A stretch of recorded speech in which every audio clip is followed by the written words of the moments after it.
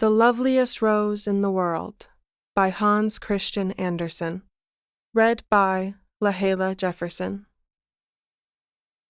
There lived once a great queen, in whose garden were found at all seasons the most splendid flowers, and from every land in the world.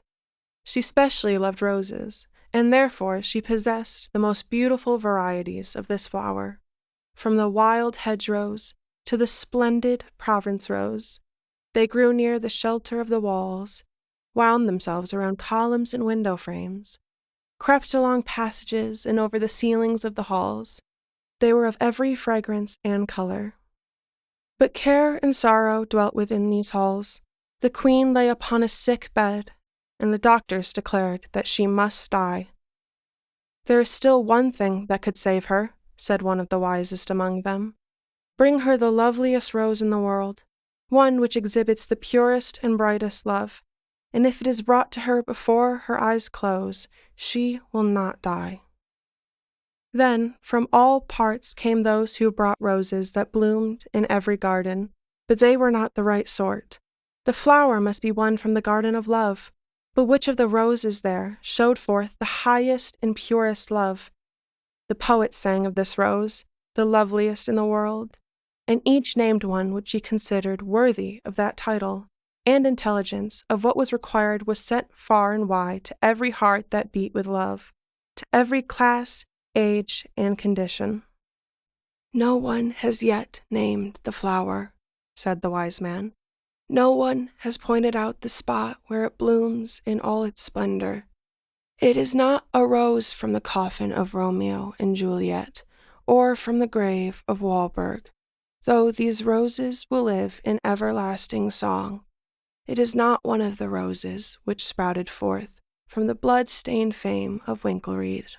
The blood which flows from the breast of a hero who dies for his country is sacred, and his memory is sweet, and no rose can be redder than the blood which flows from his veins.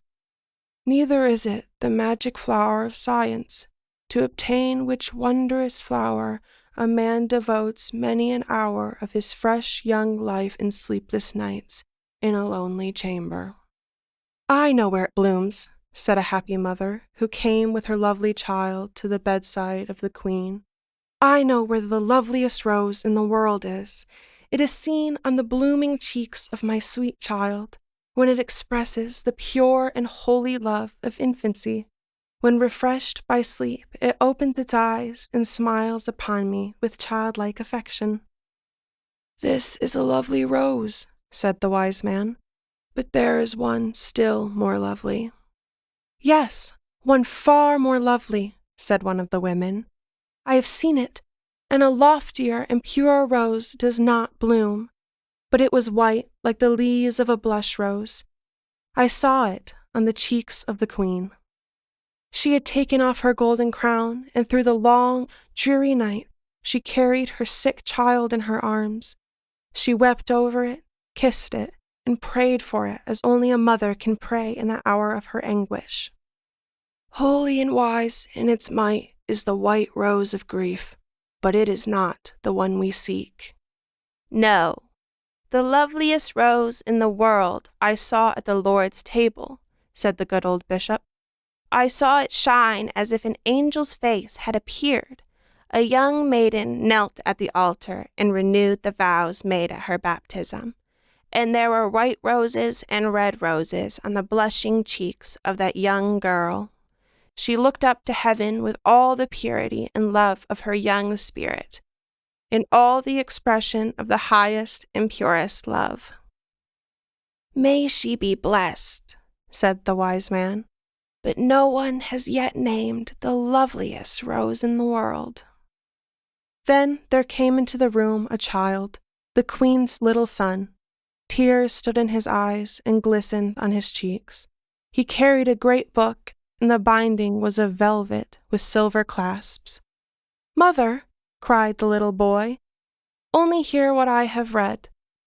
And the child seated himself by the bedside and read from the book of him who suffered death on the cross to save all men, even who are yet unborn. He read, "Greater love hath no man than this, And as he read, a roseate hue spread over the cheeks of the queen, and her eyes became so enlightened and clear that she saw from the leaves of the book a lovely rose spring forth, a type of him who shed his blood on the cross. "I see it," she said. "He who beholds this, the loveliest rose on earth, shall never die."